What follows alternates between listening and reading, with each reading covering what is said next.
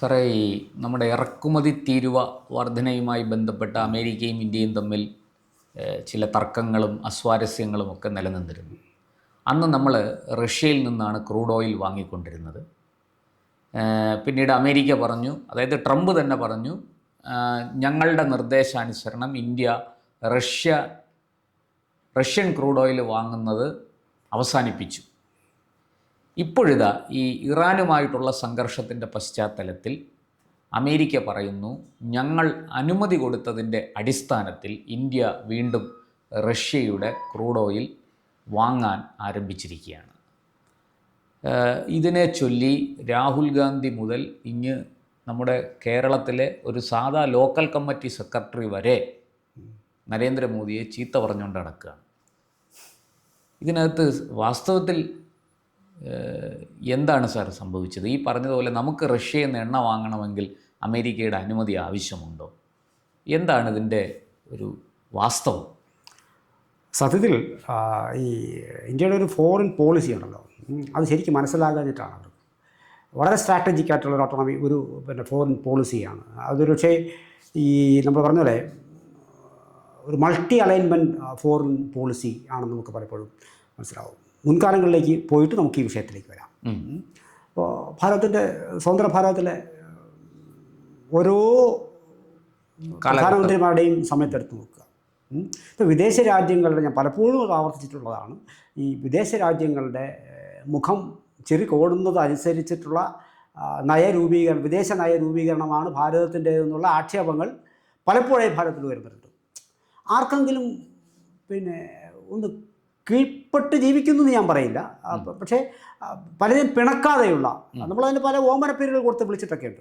അപ്പോൾ അത് ആ പതിവിൽ നിന്നൊക്കെ വ്യത്യസ്തപ്പെടും. ആരോടും പിണങ്ങാതെ അങ്ങനെ ഒരു, പക്ഷെ പതിവിൽ നിന്നൊക്കെ വ്യത്യസ്തമായിട്ട് 2014 മുതൽക്ക് ഇങ്ങോട്ട് സ്വന്തം ദേശീയ താല്പര്യങ്ങൾ മാത്രം മുൻനിർത്തി ഒരു വിദേശ നയം രൂപീകരിക്കുന്ന കാഴ്ചയ്ക്ക് ആദ്യമായി നമ്മൾ സാക്ഷ്യം വഹിച്ചിട്ടുള്ളതാണ്.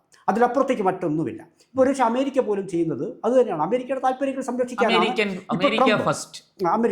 അപ്പോൾ സ്വാഭാവികമായിട്ടും അത് ഇപ്പോൾ ഒരു പരിധിവരെ ഇറാനിൽ ഇപ്പോൾ അവരുടെ ഭരണാധികാരി കൊല ചെയ്യപ്പെടുന്ന വേളയിൽ അദ്ദേഹത്തെ എതിർത്തുന്നവർ പോലും ഇപ്പോൾ അദ്ദേഹത്തിൻ്റെ ഈ അമേരിക്കയുടെ ഇടപെടലിനെതിരെ എതിർത്ത് മുന്നോട്ട് വരികയാണ്. അതും അവരുടെ ഒരു ദേശീയതയാണ്. അവർക്ക് രാജ്യം, ആ രാജ്യത്തോടുള്ള മമതയാണ്. സ്വാഭാവികം ആണല്ലോ. ഒരു പക്ഷേ ഇത് ഇൻറ്റേർണലി മറ്റെവിടെയോ നടക്കുന്ന ഒരു യുദ്ധം, അതിൻ്റെ പേരിൽ ഇൻറ്റേർണലി ഒരു വിഷയം ഉണ്ടാകുന്നത് ഭാരതത്തിൽ മാത്രമാണ്.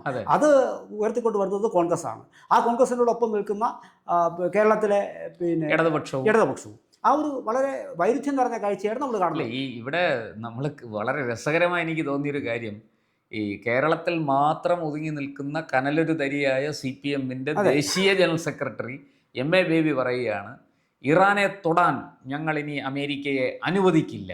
ഇവർ കാര്യം മനസ്സിലാക്കുന്നില്ല എന്നുള്ളതാണ്. ഇപ്പോൾ ചാബഹാർ എയർപോർട്ട്, ചബഹാർ പോർട്ട്, അത് ആ പോർട്ട് വാസ്തവത്തിൽ അതിൻ്റെ നിർമ്മാണ പ്രക്രിയയുമായി ബന്ധപ്പെട്ട് മുന്നോട്ട് പോകുന്നുണ്ട്. അത് US-ൻ്റെ എതിർപ്പൊന്നും അവിടെ നോക്കുന്ന വിഷയമേ അല്ല. അപ്പോൾ ഈ എണ്ണ വാങ്ങലിൻ്റെ വിഷയവുമായി ബന്ധപ്പെട്ടു അത് തന്നെയായിരുന്നു സംഭവിച്ചത്. ഈ യുദ്ധസമയത്ത് അമേരിക്ക എത്രയോ തവണ ആവശ്യപ്പെട്ടു.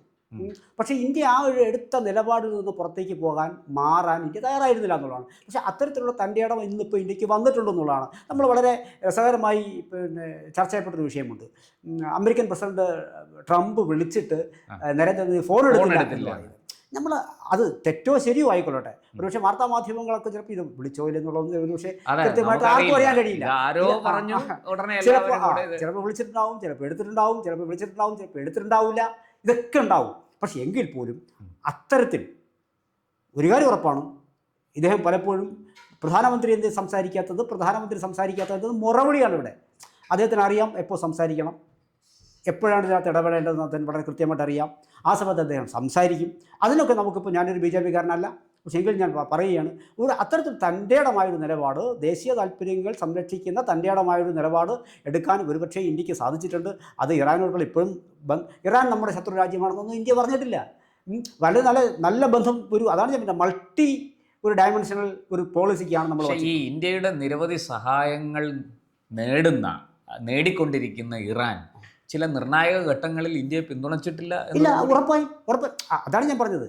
ഈ ഇറാനെയും റഷ്യയെയും US-നെയും ഒക്കെ ഒരുമിച്ച് നിർത്താനുള്ള ഒരേപോലെ കൊണ്ടുപോകാൻ മലയാളത്തിൽ പറയാനുള്ള മുള്ള് മുരുക്ക് മുറുകൻ എല്ലാത്തിനെയും ഒരേപോലെ എന്തുകൊണ്ടാണ് അങ്ങനെ ചെയ്യുന്നത്? ഇറാൻ നമ്മൾ അപ്പാടെ തള്ളി പറഞ്ഞിട്ടില്ല എങ്കിൽ ഇറാൻ പല ഘട്ടങ്ങളിലും നമുക്ക് നമ്മോടൊപ്പം അല്ലായിരുന്നു എന്നുള്ളതാണ്. അപ്പൊ എന്നിട്ട് കൂടി ഇവരെല്ലാം ഒരേപോലെ കൊണ്ടുപോകാൻ എനിക്ക് തോന്നുന്നു നമ്മൾ ഇറാനുമായിട്ടുള്ള ബന്ധം ഈ വില കുറച്ച് എണ്ണയും പ്രകൃതിവാതകങ്ങളും കിട്ടുന്നു, നമ്മൾ അവിടുന്ന് വാങ്ങും, അത്രേ ഉള്ളൂ. അവിടെ ഞാൻ പറഞ്ഞു, അല്ലാതെ ഇറാനെ നമ്മൾ പിന്തുണയ്ക്കാനോ ഇറാന് ഏതെങ്കിലും തരത്തിലുള്ള നേട്ടം ഉണ്ടാക്കി കൊടുക്കാനോ കോട്ടം ഉണ്ടാക്കി കൊടുക്കാനോ നമ്മൾ പോകുന്നില്ല. നമുക്ക് യാതൊരു ശല്യമില്ല. നമുക്ക് എവിടെ നിന്ന് വില കുറച്ചത് കിട്ടുമോ, ഇതിൻ്റെ ലോകത്തിലെ ഏറ്റവും വലിയ ഉപഭോക്താവ് എണ്ണയുടേത് ഇന്ത്യയാണ്.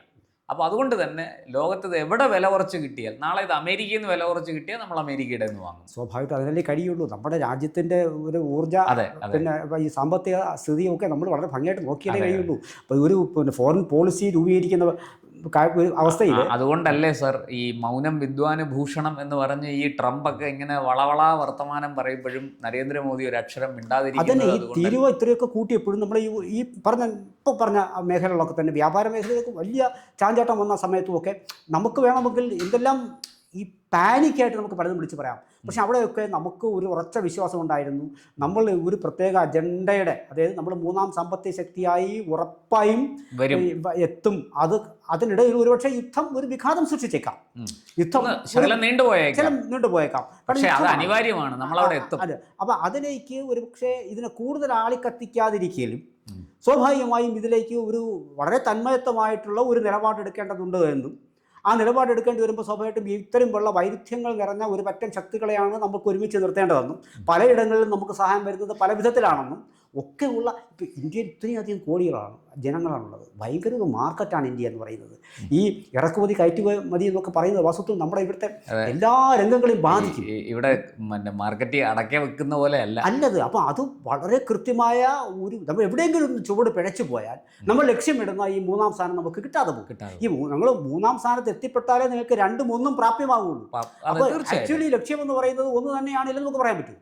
ഇല്ല, അപ്പോൾ നമ്മൾ 3 നമ്മൾ വളർച്ച തീർന്നു, നമുക്ക് ഇവിടെ നിൽക്കാം എന്നല്ലല്ലോ ഒരിക്കലും. അങ്ങനെയല്ല, നമ്മൾ ഒന്നാം സ്ഥാനത്ത് എത്തുക, അത് തുടർച്ചയായി നിലനിർത്തുക, ഇത് രണ്ടുമാണ് നമ്മൾ. അതുകൊണ്ടാണ് ഈ വ്യാപാര കരാറിന്മേലുള്ള ചാഞ്ചാട്ടമൊക്കെ വരുമ്പോൾ സ്വാഭാവികമായും വളരെ തന്മയത്വത്തോടെ ഒരു നിലപാട് നമ്മൾ രാജ്യം എടുക്കുന്നത്. ഓക്കെ, ഇപ്പോൾ നമ്മുടെ പിന്നെ ഒരു കൂടി നമ്മുടെ വിദേശകാര്യ മന്ത്രി തന്നെ വളരെ കൃത്യമായിട്ട് തന്നെ ഇപ്പോൾ ഒരുതരം ഭീഷണി പോലെയാണ് അമേരിക്കയെ. അതെ, കഴിഞ്ഞ ദിവസം US സ്റ്റേറ്റ് ഡെപ്യൂട്ടി സെക്രട്ടറി പറഞ്ഞത്, ഞങ്ങൾ ഏതാണ്ട് 20 വർഷം മുമ്പ് കാണിച്ച ഒരു മണ്ടത്തരം അത് ഞങ്ങൾ ഇനി കാണിക്കില്ല.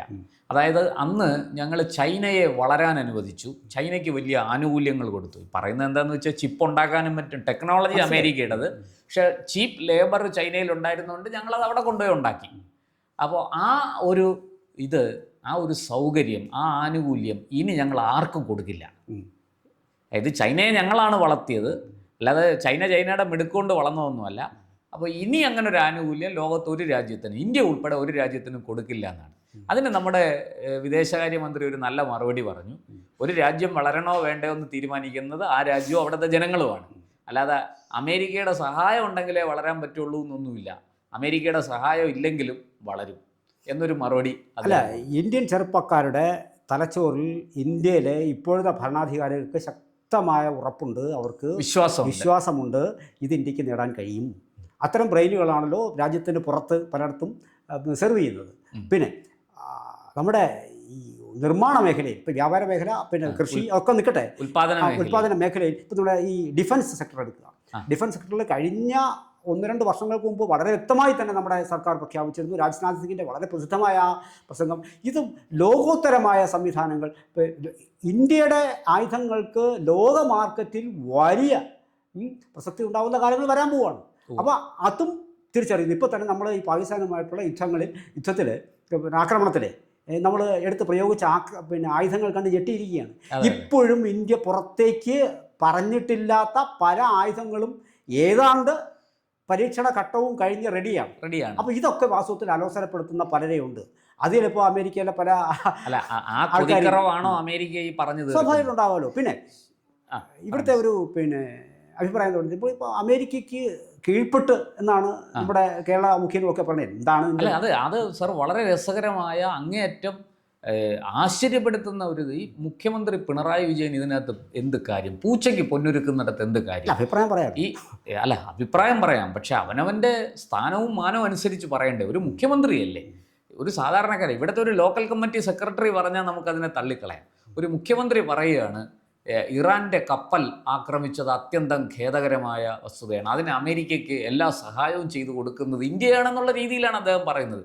സാർ, ഒരു കാര്യം, അതിൻ്റെ ഏറ്റവും വലിയ വൈരുദ്ധ്യം എന്താണെന്ന് വെച്ചാൽ, കഴിഞ്ഞ ദിവസം കൊച്ചിയിൽ ഇറാൻ്റെ ഒരു കപ്പൽ നമ്മുടെ തുറമുഖത്ത് വന്ന് നമ്മുടെ നേവിയുടെ കീഴിൽ അത് സുരക്ഷിതമായിട്ട് കിടക്കുകയാണ്, അത് നങ്കൂരമിട്ട് കിടക്കുകയാണ്. ഈ ഒരു സത്യം മറച്ചു വെച്ചുകൊണ്ടാണ് ഈ മുഖ്യമന്ത്രി ഇത് പറയുന്നത്. ഞാൻ പറയുന്ന മുഖ്യമന്ത്രിക്ക് അങ്ങ് പറഞ്ഞതുപോലെ അഭിപ്രായം പറയാം, പക്ഷേ ഈ പച്ചക്കള്ളം എന്തിനു പറയുന്നു എന്നുള്ളതാണ്. അത് പറഞ്ഞുതരാം. അത് ഇങ്ങനൊരു പൊളിറ്റിക്കൽ നറേറ്റീവ് സൃഷ്ടിക്കേണ്ടത് ഇവിടുത്തെ ചില പാർട്ടികളുടെ അവർ നിന്നാലേ പറ്റുള്ളൂ. അത്തരം പൊളിറ്റിക്കൽ നറേറ്റീവ്സ് ഉണ്ടാക്കിയെടുക്കുക. ഇപ്പോൾ അമേരിക്കയ്ക്ക് കീഴ്പ്പെട്ടാണ്, അവരുടെ ഔദാര്യം പറ്റിയാണ് ഇവിടെ ഇന്ത്യ എന്ന് പറയുന്ന ആ ഒരു പൊളിറ്റിക്കൽ നറേറ്റീവ് ഉണ്ടല്ലോ, അതിൽ ഏറ്റവും കൂടുതൽ ആവശ്യമുള്ള ഒരു പാർട്ടി കോൺഗ്രസ് ആണ്. രണ്ട് ഇവിടേക്ക് വരുമ്പോൾ അത് CPM ആണ്. അപ്പോൾ അവർക്ക് മിച്ചമുള്ള കാലിനുള്ള മണ്ണ് ഒലിച്ചു പോകാതിരിക്കണമെങ്കിൽ, മിച്ചമുള്ള ആൾക്കാരെ കൂടി പിടിച്ചു നടത്തണമെങ്കിൽ ഇതിനെ പിടിച്ചാലേ പറ്റുള്ളൂ. ഇതിനു വേണ്ടിയിട്ട് കോൺഗ്രസ് CPM അടിപിടിയാണ്. അപ്പോൾ അത് ഒലിച്ചു പോകാതിരിക്കാൻ ശ്രദ്ധിക്കുകയാണ്. അപ്പോൾ അതിൽ അവരവരുടേതായ സംഭാവനകൾ ഉണ്ടാവാൻ ഇവർക്കറിയാം ഇതെല്ലാം ഇങ്ങനെയൊക്കെ മുന്നോട്ട് പോകാൻ കഴിയുള്ളൂ എന്നറിയാം. പക്ഷേ സാറേ, ഞാൻ ചോദിക്കട്ടെ, മലയാളികൾ അത്ര വിഡ്ഢികളാണോ? അത്ര രാഷ്ട്രീയ നിരക്ഷര കുക്ഷികളാണോ? കാരണം ഇപ്പോൾ ഇറാനെ പിന്തുണയ്ക്കുന്നു എന്ന് പറയുമ്പോൾ GCC 6 രാഷ്ട്രങ്ങളിൽ ലക്ഷക്കണക്കിനല്ല കോടിക്കണക്കിന് മലയാളികളുണ്ട്. ഈ മലയാളികളുടെ ജീവിതത്തിന് ഏറ്റവും വലിയ വെല്ലുവിളി ഉയർത്തിക്കൊണ്ട് അതിന് വലിയ വിഘാതം സൃഷ്ടിച്ചുകൊണ്ടാണ് ഇറാൻ ഈ GCC രാഷ്ട്രങ്ങളെ ആക്രമിക്കുന്നത്. അവിടെ കഴിയുന്ന മലയാളികളുടെ ജീവനും സ്വത്തും അവരുടെ ഭാവിയും ഒന്നും ഈ സർക്കാരിന് പ്രശ്നമല്ല, കേരളത്തിലെ CPM-നും കോൺഗ്രസിനും പ്രശ്നമല്ല, അവർ ഇറാൻ്റെ കൂടെയാണ്. ഇതിനകത്ത് ഇപ്പോൾ ട്രംപിനെ കീഴ്പ്പെട്ട് ജീവിക്കുന്നു എന്ന് പറയുന്നത്. ഇപ്പോൾ ട്രംപ് ഭരണത്തിലില്ലായിരുന്നപ്പോഴും നല്ല ബന്ധമല്ലായിരുന്നു, ബൈഡനുമായിട്ട് നല്ല ബന്ധമല്ലായിരുന്നു. അപ്പോൾ വ്യക്തിപരമായ ഒരു അടുപ്പമല്ല വാസ്തവത്തിൽ ഇന്ത്യ കാത്തു സൂക്ഷിക്കുന്നത്. നിങ്ങൾ ഭരണത്തിലേക്ക് എത്തുമ്പോൾ ആ ഭരണ സംവിധാനവുമായി നമ്മുടെ ദേശീയ താല്പര്യങ്ങൾക്ക് വഴങ്ങുന്ന കാര്യങ്ങളിൽ സ്വാഭാവികമായി ഒരു അടുപ്പം കാണിക്കും. അതിന് ഏത് ഭരണാധികാരി ഉണ്ടാവും. അങ്ങനെ ഒരു സ്വതന്ത്ര നിലപാടാണ് വാസ്തവത്തിൽ ഭാരതം ഇപ്പോൾ എടുത്ത് മുന്നോട്ട് പോകുന്നത്. വളരെ ശക്തമായി തന്നെ നമ്മുടെ വിദേശകാര്യ മന്ത്രാലയം ഇതിനെതിരെ പറഞ്ഞിട്ടുമുണ്ട്. അല്ല, അമേരിക്കയുടെ ഔദാര്യത്തിലാണോ ഭാരതം വരെ വളർന്നിട്ടുള്ളത്? ഇനി വളർച്ച നേടാൻ പോകുന്നത് അങ്ങനെയാണോ? ഒന്നുമല്ല. ഇതൊക്കെ വളരെ ഭംഗിയായിട്ട് അറിയുന്ന ആൾക്കാർ തന്നെയാണ് ഇവിടുത്തെ കോൺഗ്രസും ഇവിടുത്തെ കമ്മ്യൂണിസ്റ്റുകളും ഒക്കെ. പക്ഷേ അവർക്ക് അവരുടെ സാഹചര്യം എന്ന് പറഞ്ഞാൽ അവരെ നമുക്ക് കുറ്റം പറയാനില്ല. അവർക്കും അവരൊക്കെ നിലനിൽപ്പാണ്. പക്ഷേ ആ നിലനിൽപ്പിൻ്റെ ഭാഗമായിട്ട് ഉണ്ടാക്കിയ ഈ നിലനിൽപ്പിനാണോ ഈ ഞാൻ നേരത്തെ ചൂണ്ടിക്കാണിച്ച GCC-യിൽ ജോലിയെടുക്കുന്ന കോടിക്കണക്കിന് പ്രവാസികളായ മലയാളികളുടെ താല്പര്യവും അവരുടെ ജീവനും അവരുടെ സ്വത്തും എല്ലാം തള്ളി പറഞ്ഞുകൊണ്ട്, അല്ലെങ്കിൽ അതിനെ തള്ളിക്കളഞ്ഞുകൊണ്ട് ഇറാനെ പിന്തുണയ്ക്കുന്നതും ഈ ഒരു നരേറ്റീവിൻ്റെ അടിസ്ഥാനത്തിൽ ആയിരിക്കില്ലേ? സ്വാഭാവികം നമുക്ക് മനസ്സിലാക്കിവിടെ. ഇവരിപ്പോൾ ഈ ഒരു നരേറ്റീവ് ഉണ്ടാക്കിക്കൊണ്ട് ഇരിക്കുന്നു. ഇവിടെ കേരളം സംഭവിക്കുന്നത് എല്ലാം കേരളം വിട്ട് പോകല്ലേ പിള്ളേർ? എന്തൊരു അറ്റ്ലീസ്റ്റ് അവർ കേരളത്തിന് പുറത്തേക്കെങ്കിലും ജീവിക്കാൻ ആഗ്രഹിക്കുന്നു എന്നുള്ളതാണ്. അല്ല, കുറഞ്ഞ വർഷം ബാംഗ്ലൂരോ കോയമ്പത്തൂരോ. അതെ, അത് ഞാൻ ഇന്ത്യയുടെ മറ്റ് പല ഭാഗങ്ങളിൽ ഇപ്പോൾ തന്നെ ഒരു സമരം ഇവിടെ നടന്നു. കേരളത്തിന്റെ പുറത്തേക്ക് സമരം ഏഷ്യത് പോലുമില്ല. ഒരു ഭാരതത്തിൽ ദേശീയ പണിമുടക്കം എന്ന് പറഞ്ഞാൽ കേരളത്തിൽ മാത്രം നടന്ന ദേശീയ എന്ന് വെച്ചിട്ട് ഞാൻ പറഞ്ഞത് ഇപ്പോൾ ഈ കമ്മ്യൂണിസ്റ്റ് പാർട്ടി എടുക്കുന്ന തീരുമാനങ്ങളെല്ലാം മണ്ടത്തിലൊന്നും ഞാൻ പറയില്ല. വളരെ ഇപ്പോൾ കമ്മ്യൂണിസ്റ്റ് അവരുടെ പ്രസക്തിയും ഇപ്പോൾ ആക്ച്വലി ഇവിടെ ഉണ്ടെന്ന് വിശ്വസിക്കുന്ന ആളാണ് ഞാൻ. പക്ഷേ അവർക്ക് തൽക്കാലം അവർക്ക് ഇത്തരം നിലപാടെടുത്തേ കഴിയുള്ളൂ. ഇത്തരം കാര്യങ്ങളിൽ ഇത് ഈ അഭിപ്രായത്തിൽ നിന്ന് മാറാൻ യുവതയെ അനുവദിച്ച് കൊടുക്കാതിരിക്കാനുള്ള ചില ഗിമിക്സാണ് അവർ കാണിക്കുന്നത്. അവർക്ക് തുടരും, സംശയമൊന്നും വേണ്ട. പക്ഷേ ഈ സ്വതന്ത്ര നിലപാട് എക്സ്പോസ് ചെയ്യപ്പെടണം. എന്തായാലും ഇന്ത്യ ഒരിക്കലും ആ പ്രഖ്യാപിത നിലപാടിൽ നിന്ന് മാറ്റം വരുത്തിയില്ല.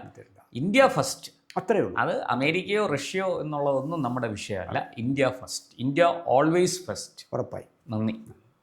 കൂടുതൽ വാർത്തകളും വിശേഷങ്ങളും നേരിട്ട് ലഭിക്കാൻ ജനങ്ങളിൽ നിന്ന് ജനങ്ങളിലേക്ക് ജനഭൂമി ന്യൂസ് സബ്സ്ക്രൈബ് ചെയ്യൂ.